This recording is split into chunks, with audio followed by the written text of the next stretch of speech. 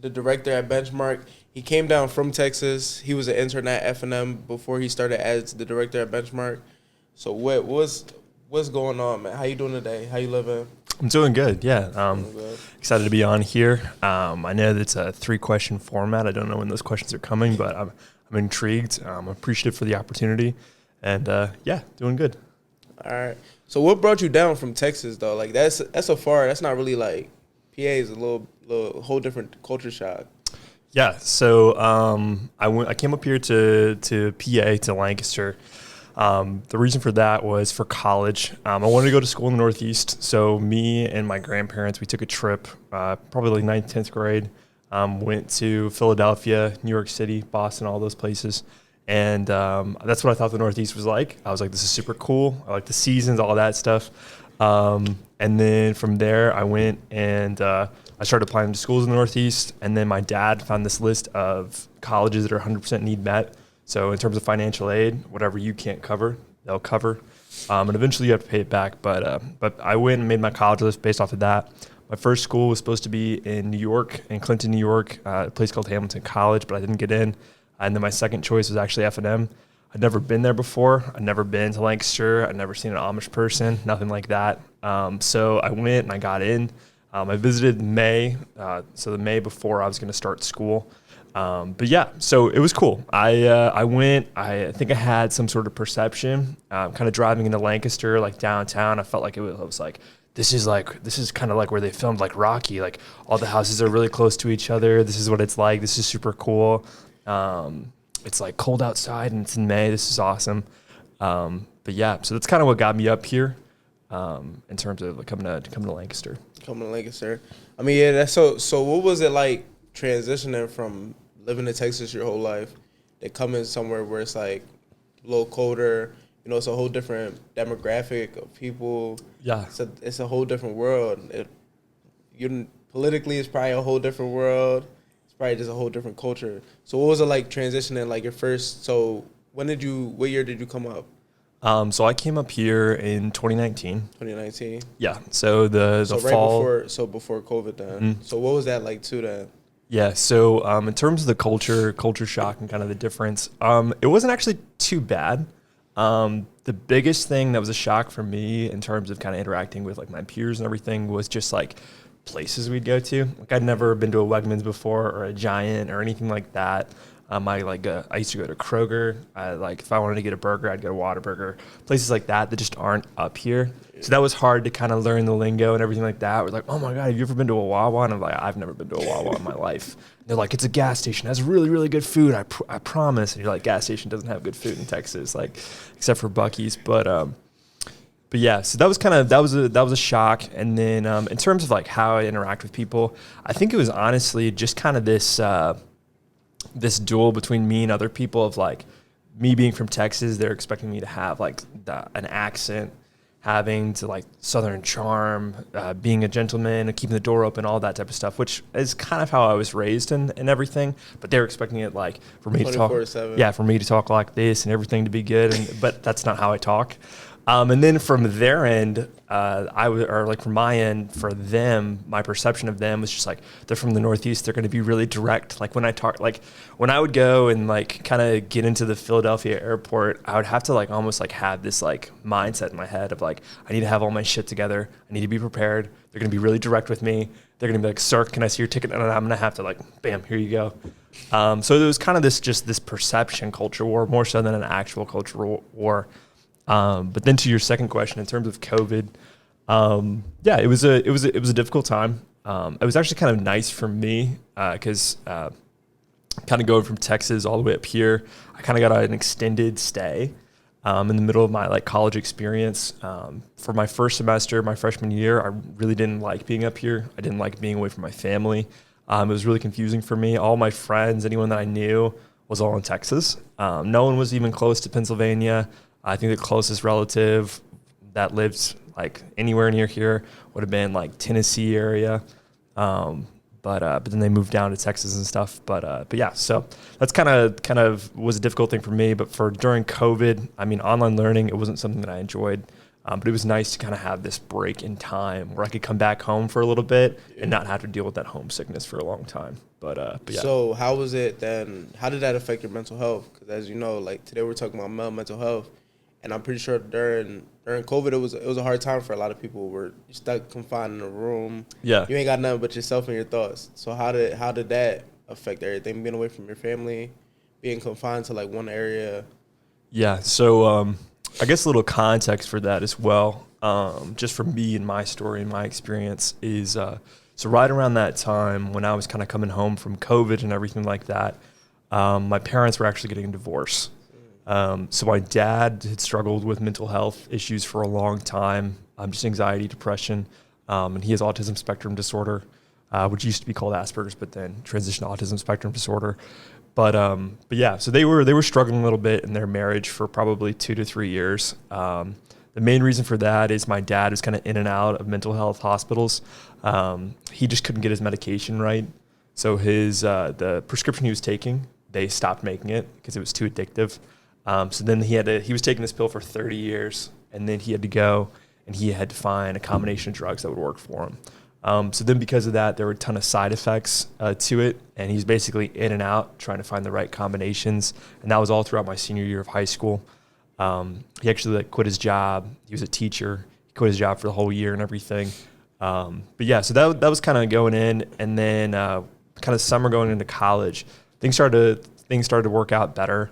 The only thing that was a little concerning before going off to college was the one big side effect from kind of the series of drugs that he took was he couldn't stop like physically shaking. And what I mean by that is like he would go and he would wake up and then he would just start shaking like nonstop, which was difficult. But the only way that he figured out how to stop that shaking, because he needed to take his medication, was by drinking. So we would go to dinner and he'd probably have like six. Like he'd hit a drink, have my mom's drink, do that, but it was the only way to go through and kind of stopping the shaking, stopping the physical side effects and everything. But yeah, so that kind of led into my first semester of college, and everything was good and we were all fine. But then kind of coming in for that semester and then back around. When I came home from COVID, my parents are getting a divorce. My dad actually got a job before I left for college, but then he quit that job and went back into a mental hospital about 2 times. And then, so I'm coming in and I don't know any of this stuff really, in terms of like the stuff that happened my first semester, my freshman year of college. And, but yeah, so I'm coming in this situation. It's tough because it's this thing of my parents still live together. My mom's trying to find an apartment in the height of COVID. We're trying to figure that out. So in terms of mental health, it was kind of all these things that had happened.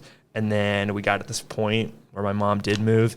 It was me, my older brother, my little brother, and my mom all living in a 2-bedroom apartment for that last semester of my freshman year and the first semester of my sophomore year.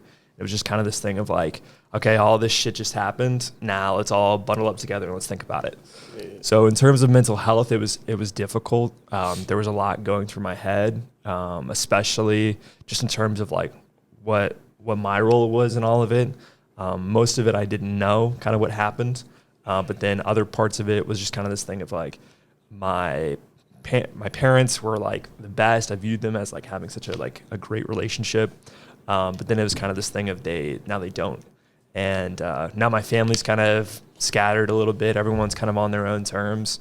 My little brother is like just going to 9th grade, which is a pretty critical point in a young man's life, just trying to navigate and everything.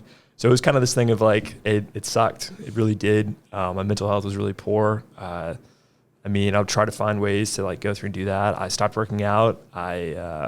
Would just be on my phone all day, and yeah, that was kind of it. So it was a life thing that was happening at that time, but then COVID on top of that just made it worse. Made it worse, yeah, of course. So how did you navigate through that? Because that's not like an everyday thing. Like both of those things back to back, that's not something you deal with and you see on an everyday basis. Yeah, went through a global pandemic, and then also you had family structure being totally reworked.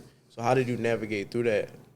Yeah, I guess the first thing to say off of that is I'm kind of still navigating through it now, kind of 3 or 4 years later.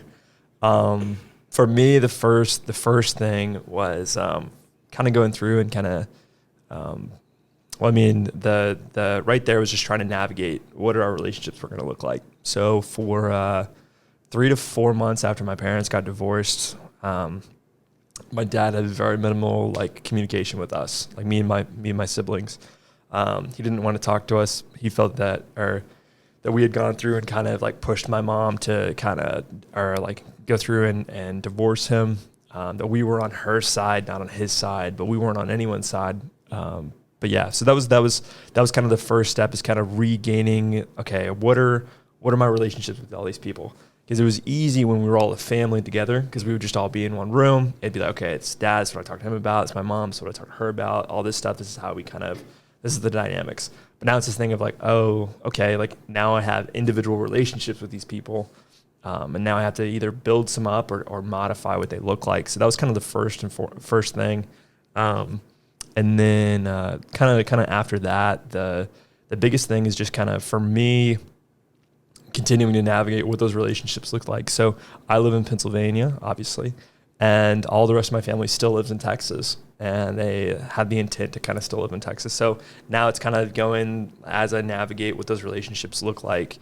Even now, it's kind of this thing of like me and my siblings like aren't necessarily as close as we used to be, where we would like come home every day, we'd like, have dinner together, all that stuff. But yeah, so that's kind of the first thing that I can think of that really try to help me kind of navigate through all of that stuff. And then kind of the second thing is just kind of walking away and kind of understanding, me being 18, 19 years old, there's not really much I could do. Nothing that kind of took place in their relationship has anything to do with me.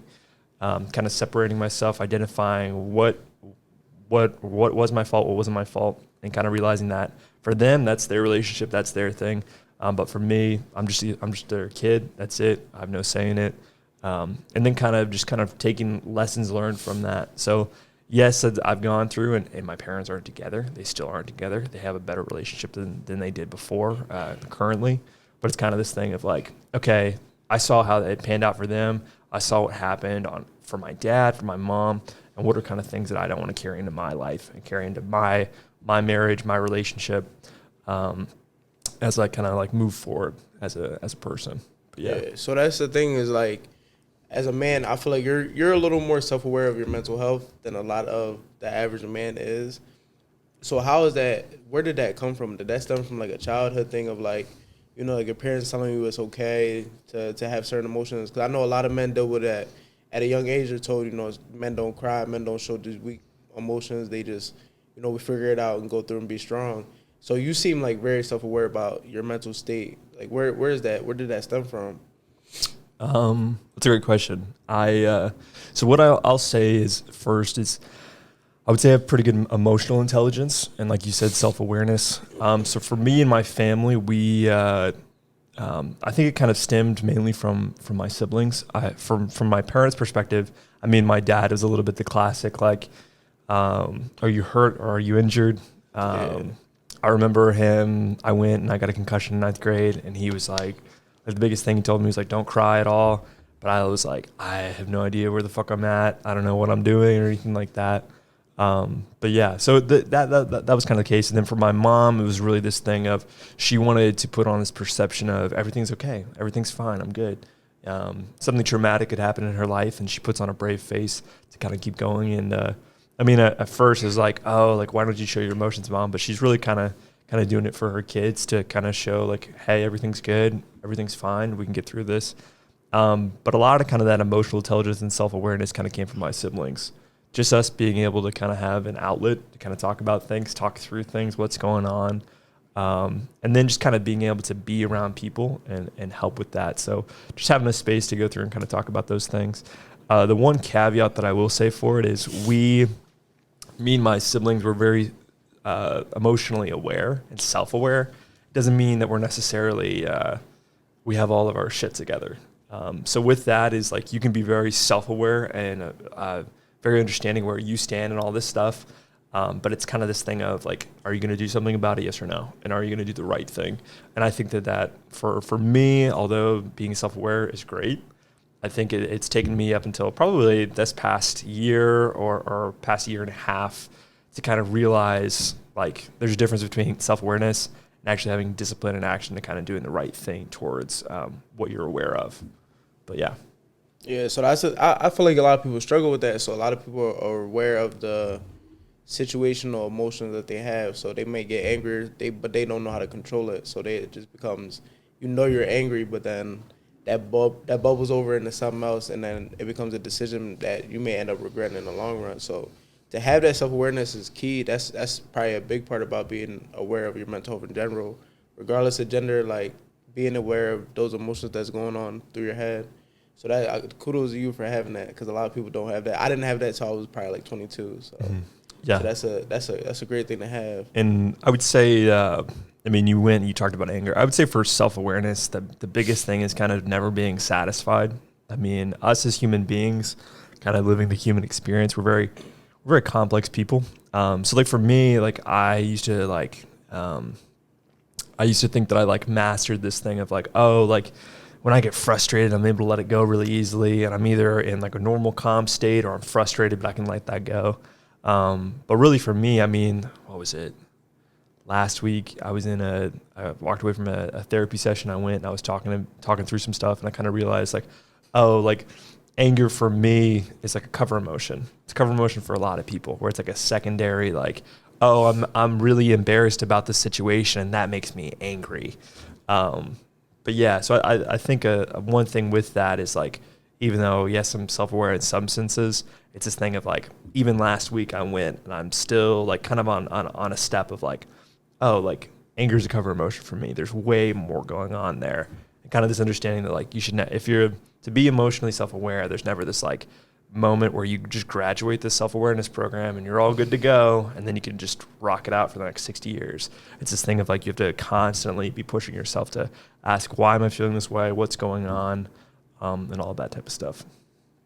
So what's your thought process? Because I've never genuinely, like, we work together, never seen you mad. You're very like even kill person. So what is your thought process of like when you do get angry? Because like some people lash out. So me, when I get mad, I lash out. I'm a violent person. What's your thought process? What's going on in your head when you're dealing with these negative emotions? Yeah. So again, process. Sometimes it's not perfect. Yeah. There's kind of two ones. One's in a professional sense. The other one's in a personal sense. So I'll go with the professional one first. The first thing is for me in a professional sense. If there's a situation that takes place where I get angry about something, or something happens at work, or I'm like, holy shit, like this is super frustrating.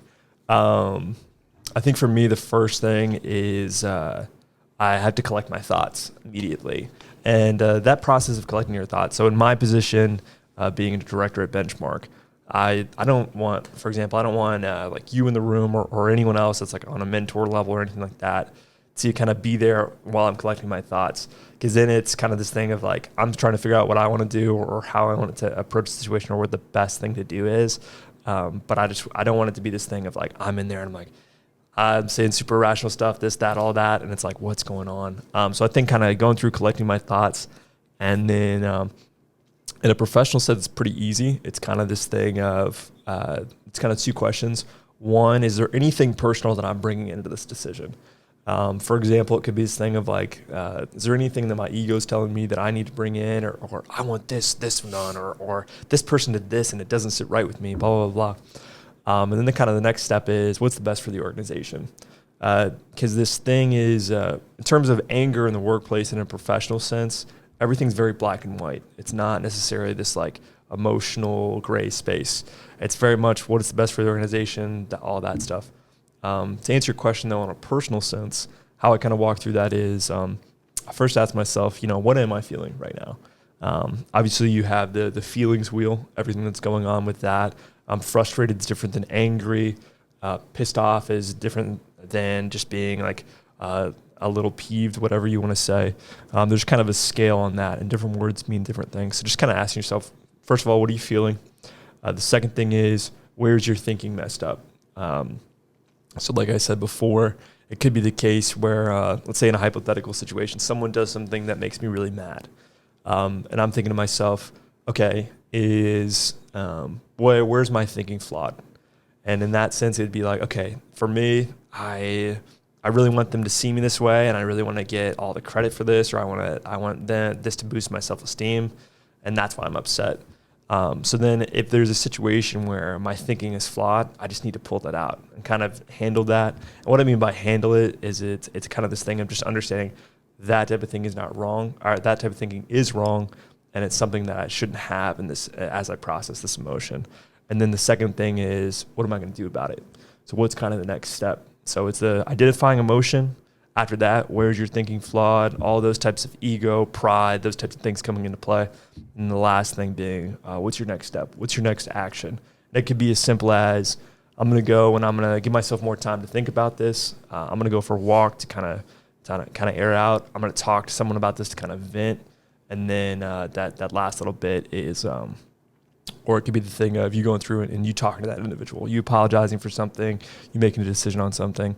But yeah, and then the last thing that I'll add to that and kind of the process is there's a lot of times where I'll go and I'll go home and I'll talk to my wife and we'll just talk for like 30, 45 minutes about it. Just venting like, man, this went down. I'm super angry about this, all this going on. Whether it be her and then sometimes kind of some people at work and some friends, but mainly her. That's kind of a big staple for me. And sometimes I talk about work too much, and then sometimes I talk about some other things for too long. But definitely that's been super helpful.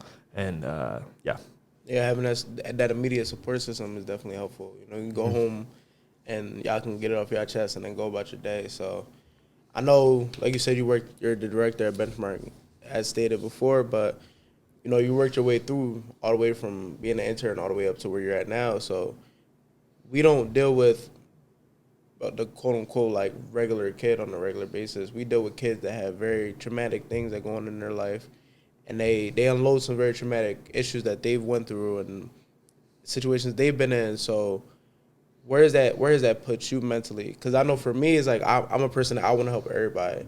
So it kind of strains me because I stress myself out about my job because all these kids tell me everything, and I'm like, well, how can I help them? So then that I had to find a work home relationship like balance. So it was a thing of like I would bring work home and I would sit there and try to figure out how can I help this kid, like what can I do within my power to help this kid. So how have you found that way of balancing your mental at this job where you're dealing with stuff that these kids are probably telling you stuff that's a whole different, something that you haven't even seen growing up? Yeah. I mean, in terms of kind of having that work-life balance and everything that's going on with it, the first thing that I've kind of done, and my wife kind of helped me with this, because I used to work like when I was an intern and kind of did part-time, it'd be like class, benchmark, and then I would like go like nonstop from like 8 a.m. all the way to 8 p.m. That's like how I would work. And then after that, I'd have to go back and do homework and everything.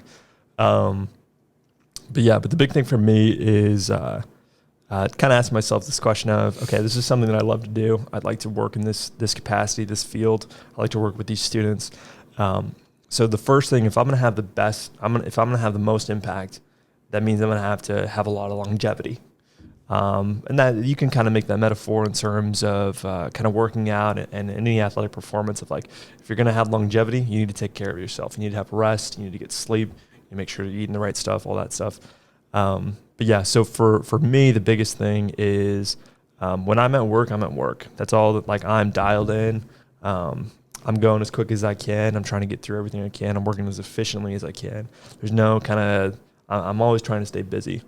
And then the second thing is I go from work at about 7:30 to 4 o'clock, and that's it. I'm done. 4 p.m., I clock out. I like stamp my time card, and that's when I'm done for the day. Obviously, if there's an emergency or something comes up, a super quick question I can answer, that's fine, but that's kind of the best thing for me.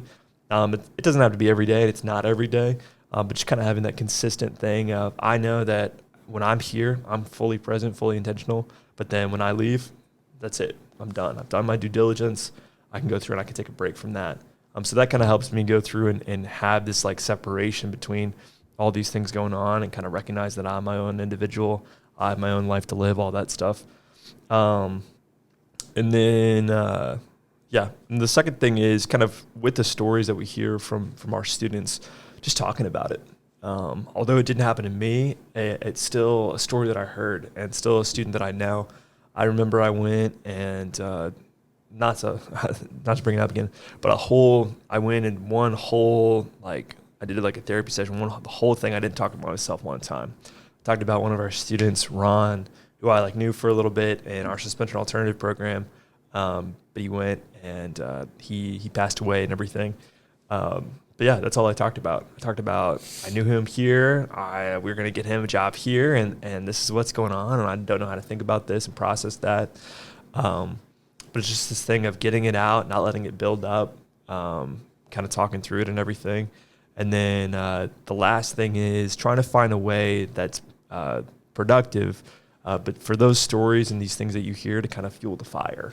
So for me, when I come into work, I kind of have a couple of different people, things that I think of that I'm like, okay, this is why I do what I do every day. This is my purpose. This is where my drive comes from. And now it's time to go in. It's almost like kind of treating every work day as like like this is game time. The game starts at 7:30 and we have kickoff, and then we go all the way to 4. That's the end of the fourth quarter, and that's it.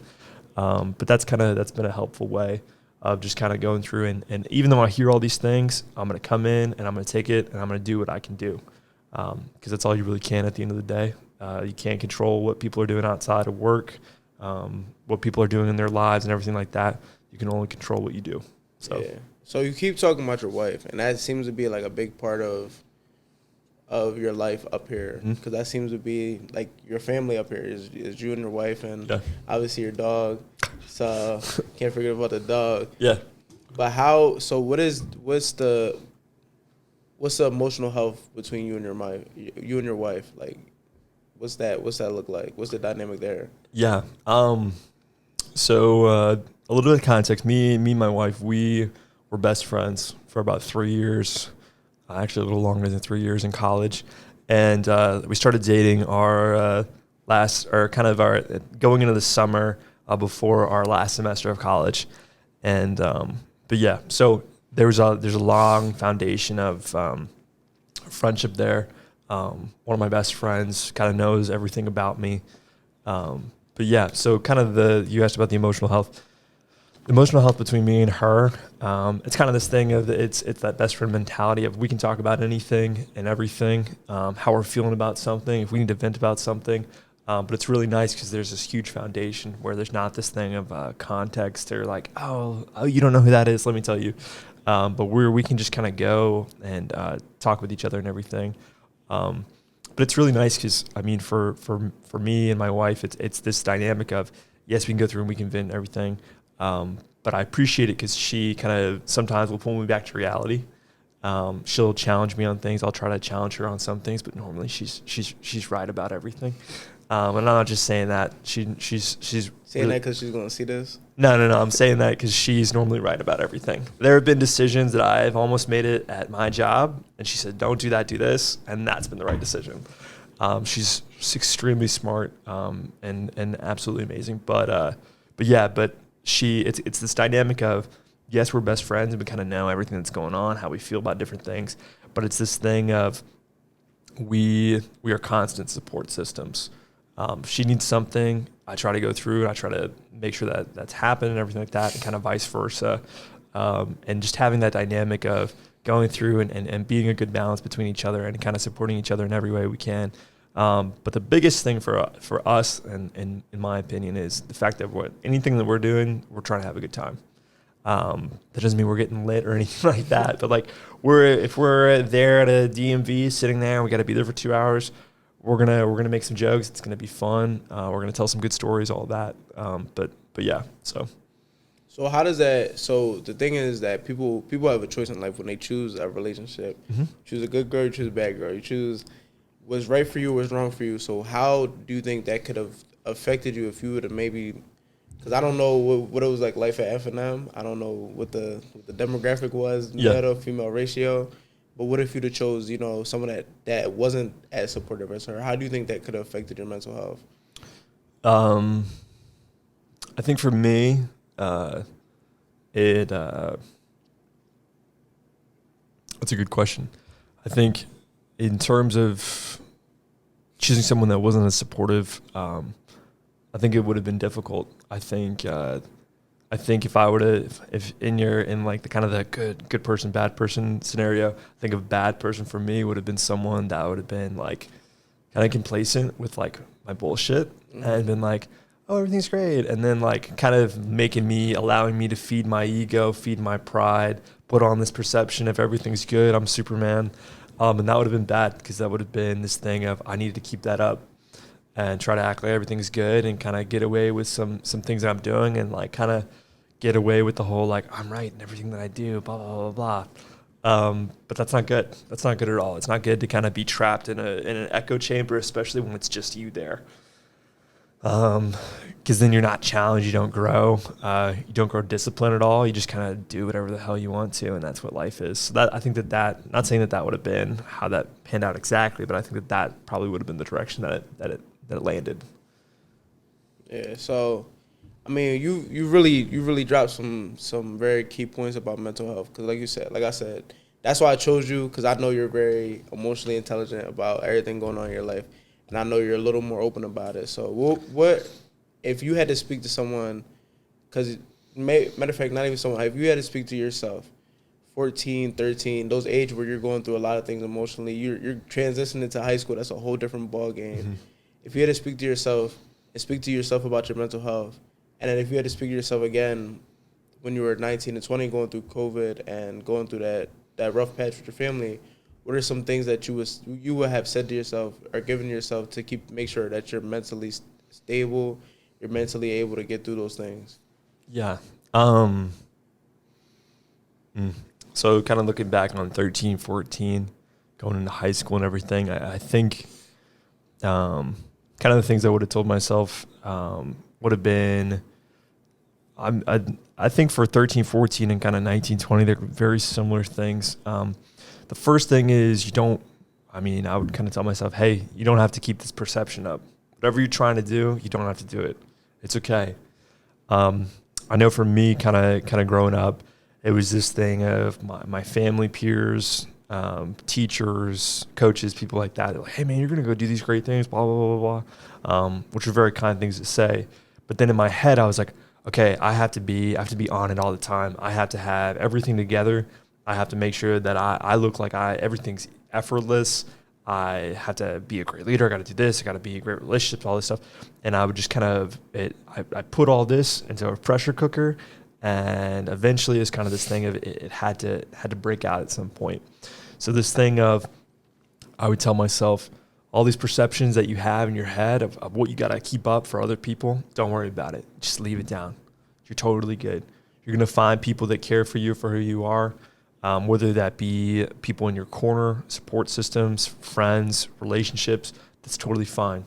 Just be a human being. I know a thing that my sister says a ton is be a human being, don't be a human doing. So this thing of I just got to be myself. That's the first thing that I would kind of emphasize in 13, 14, and then 19, 20. But then kind of after that kind of that curtain drops and kind of all is revealed in terms of I don't have to keep up this perception. Going through and kind of tell myself, okay, now that I'm have humility, and now that I see where I'm at, where do I actually stand compared to where I want to be? How do I get there, and how do I stay disciplined?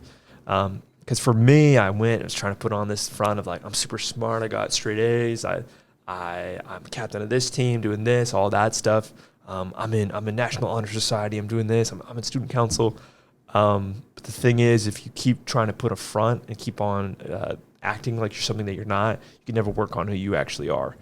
So for me, I was never able to do that because it was this thing of like I had to keep putting on this front. But then because of that, I couldn't recognize weaknesses that I had. So for me, kind of 13, 14, 19, 20, there's a lot of times I actually went and people perceived me as like super extroverted and like super social and all that stuff. There's a lot of times throughout those periods that I was actually really lonely and didn't really have a lot of people in my corner, kind of just doing things on my own. I would just put on that front, act like I was excited, but that really wasn't the case. In terms of like an academic standpoint, I would act like I was doing all this stuff, but I wouldn't actually put the work in, because that would have to make me admit that I needed help on stuff. But that's kind of what I would tell myself 13, 14, 19, 20 is drop the curtain. Don't worry about the perceptions. Figure out who you are right now in this moment, and then who you want to be and how you're going to get there, and then train yourself on the discipline to get there. Because for me, I just never had that, because I wanted to act like I already had what I wanted, instead of working towards it. But yeah. So I think that's a key point that you said, though, is that you said you were alone. You're very lonely, but I think if you weren't alone, you probably wouldn't have figured those things out, because when you're alone, it's just you and yourself, and you either have a choice to face your problems or run away from your problems. So you chose the right path, as you can see. I mean, you faced your problems, you identified your weaknesses. You're in therapy, which is a big thing. That's very important for a lot of people. A lot of people need therapy. They need to sit down and talk to someone in a non-judgmental zone where they can speak about their problems, speak about what went on in their life, and identify those key turning points where what affected your life. So yeah. And I mean, to add to that is, like, for me, for those things, I just know those things now, and I'm 22. So it wasn't like I figured those things out. There's a long period of time where I had nothing figured out. And I think for the loneliness part, I think that you're right.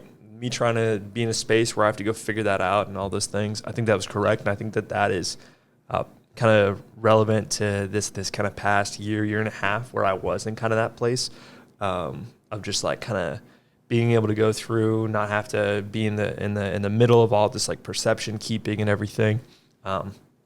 But the biggest thing is, like, for me, having some really solid people that I could go through, open up, be honest about, my wife, friends, family, all that stuff. That's kind of really what the turning point was for me, is for them to kind of go through and be like, hey, dude, put a mirror up to yourself and kind of see what's going on. And I was like, no, I'm good. Everything's great. I'm like, no, dude, like, hey, this is an issue. This is an issue too. And you need to kind of turn it around. And it was like, oh, okay. I would have definitely not ever seen that if kind of being on my own and everything like that. Like I said before, that echo chamber where it's just you, and you can just tell yourself great things of like, man, I'm amazing. Everything's awesome. And I'm not trying to bash on like self-love or self-confidence or anything like that, but just like everything's great and grand. Everything's been great and grand for 21 years. This is amazing. I have no like weaknesses. That's kind of cool. Kind of coasted through that shit, but it's just not true. yeah, that's a fact. It's not everything's not always peachy. So that's the thing. Something that people have to accept. People have to be able to accept that not everything's gonna be happy and rainbows and sunshines and unicorn shit. It's not always gonna be like that. Yeah. So, well, I thank you for coming on and talking about mental health. This is a vulnerable topic. You have to let down a lot of layers to talk about stuff, especially stuff that you talked about. So I thank you for coming on. Thank you for just being here today, this morning. Yeah, thank you for having me. Again, as I said before, it's a kind of learning a little bit about yourself. It's kind of a one day at a time thing. It's a lifelong journey. All of us are still on it. All of us are still trying to figure it out. But thank you for having me on here. Thank you for letting me share my story a little bit. And yeah.